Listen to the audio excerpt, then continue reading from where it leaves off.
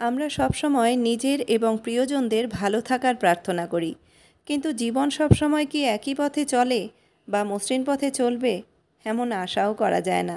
জীবনে উত্থান পতন তো থাকবেই। কখনো কখনো মনে হতে পারে আপনি ভীষণ একা, কোনো কিছুতেই আনন্দ খুঁজে পাচ্ছেন না। আপনি হয়তো অন্যের ভালো থাকা নিয়ে ভাবছেন, তারা এত ভালো কী করে থাকছে, তাদের হাসি খুশি থাকার রহস্যটাই বাকি। কিন্তু কারো জীবনই গল্পের মতো সুন্দর নয়। প্রত্যেক মানুষের আলাদা আলাদা দুঃখ, কষ্ট বা সমস্যা থাকেই। তারা সেটাকে পাশে সরিয়ে রেখে খুশি থাকার উপায়টা জানে। নমস্কার বন্ধুরা, কেমন আছেন সবাই? আশা করছি নিশ্চয়ই ভালো আছেন। শুরু করছি আজকের নতুন ব্লগ।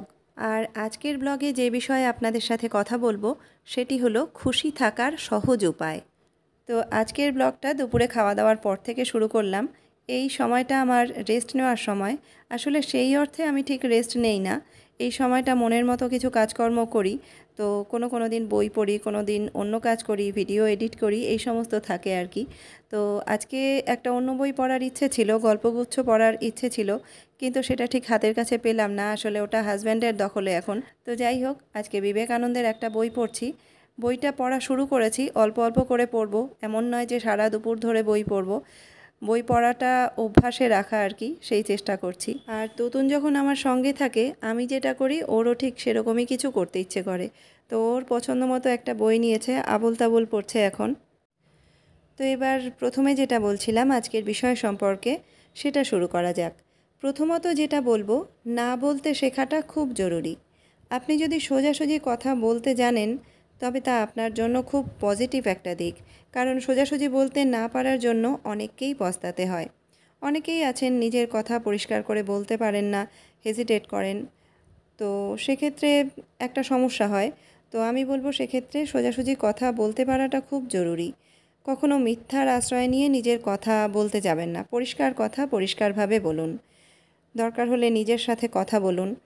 এছাড়া নিজেকে খুশি রাখতে সেলফ মোটিভেশন খুবই জরুরি।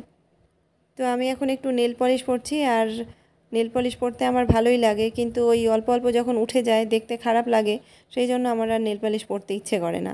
আর অল্প একটু উঠে গেলেই যে রিমুভার দিয়ে পরিষ্কার করে ফেলবো, সেটাও সব সময় সম্ভব হয় না।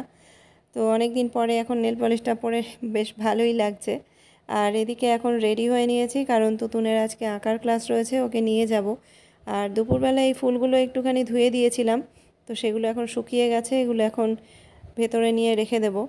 আর যেটা বলছিলাম, দ্বিতীয়ত যেটা বলবো সেটা হলো, নিজেকে একটু সময় দিন। নিজের ইচ্ছে পূরণে সচেষ্ট থাকুন। নিজে কি করতে চাইছেন, কেমন কাজ আপনার পছন্দ, জীবনটাকে কিভাবে দেখতে চান, সব কিছু পরিকল্পনা করে এগিয়ে যান। আর একটা কাজ করতে পারেন, নিজেই নিজের ভুল ধরুন। আর এটা একটা খুব ভালো অভ্যাস। অন্য কেউ আপনার ভুল ধরিয়ে দেওয়ার আগে নিজেই নিজের ভুলটা যদি ধরতে পারেন, তাহলে সেই ভুল থেকে শিক্ষা নিয়ে নিজেকে কিছুটা সংশোধন করা যায়, নিজেকে কিছুটা পারফেক্ট করা যেতে পারে। তো এগুলো করলে দেখবেন খুশি থাকবেন। এদিকে আমি বেরোনোর আগে সব জানলাগুলো দিয়ে দিচ্ছি, কারণ ঝড় বৃষ্টি হতে পারে, একটু মেঘও করেছে। তো এই দিনটা আমরা তিনজনেই বেরোই, কারণ তুতুনকে ক্লাসে দেওয়ার পরে বেশ কিছুটা সময় থাকে। ওই সময়টা আমাদের যদি কোনো কাজ থাকে সেগুলোও করে নিতে পারি, বা একটু ঘোরাও হয়।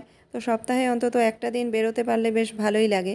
তো এবার তুতুনকে নিয়ে বাড়ি ফিরছি। তো এবার 3 নম্বরে বলবো, অতিরিক্ত আশা রাখবেন না জীবনে। সবসময় জিতে আসলেই মন থেকে জয়ী হওয়া যায় না। কিছু ক্ষেত্রে নিজের আবেগকেও গুরুত্ব দিতে হয়। আর যেটুকু পেয়েছেন তাই নিয়ে সন্তুষ্ট থাকার চেষ্টা করতে হবে। সবসময় মনে করবেন, ঈশ্বর আপনাকে যা দিয়েছেন তা অনেক দিয়েছেন। দেখবেন ভালো থাকবেন, খুশি থাকবেন। যাদের অতিরিক্ত আছে বা কিছু না থেকেই বেশি দাম্ভিক, মনে রাখবেন তাদের চেয়ে খারাপ কেউ থাকে না।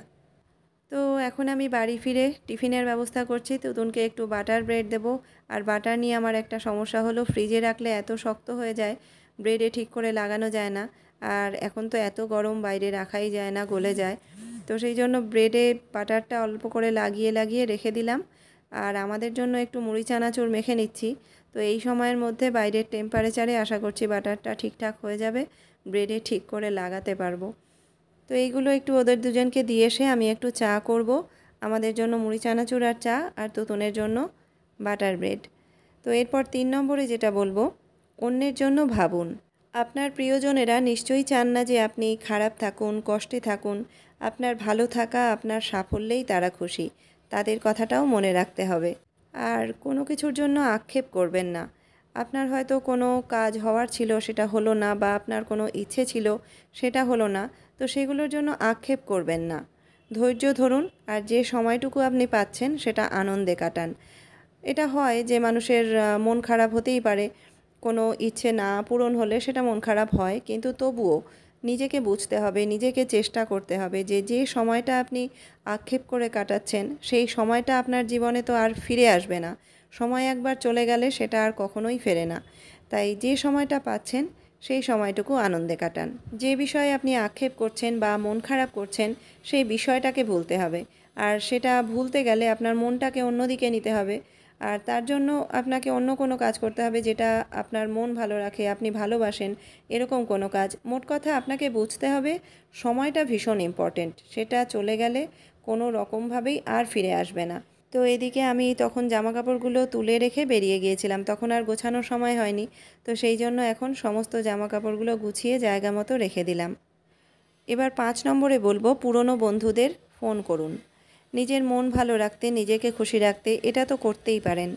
যেসব বন্ধুদের সাথে অনেক দিন কোনো যোগাযোগ নেই, তাদের কাউকে ফোন করে খোঁজখবর নিন, বা পুরনো কিছু স্মৃতি নিয়ে কথা বলুন। পুরনো বন্ধুত্বে ধুলো পড়তে না দিয়ে সেটা আবার সুন্দর করে তুলুন। দেখবেন খুব ভালো লাগবে। আর ছোটোবেলার বন্ধু বা স্টুডেন্ট লাইফের বন্ধুত্বের মূল্য সবসময়ই অনেক বেশি থাকে।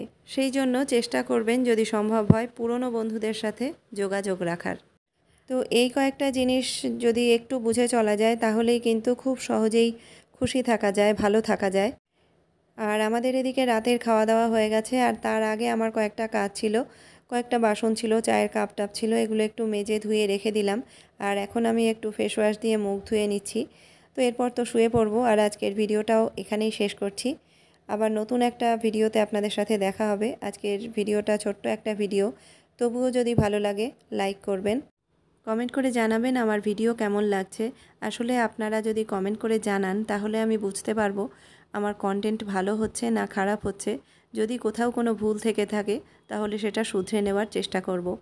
আর আমার চ্যানেলে যারা নতুন তাদের কাছে অনুরোধ রইল, আমার ভিডিও যদি ভালো লাগে তাহলে প্লিজ সাবস্ক্রাইব করবেন, আর যদি সম্ভব হয় পরিচিতদের মধ্যে ভিডিওটা শেয়ার করবেন।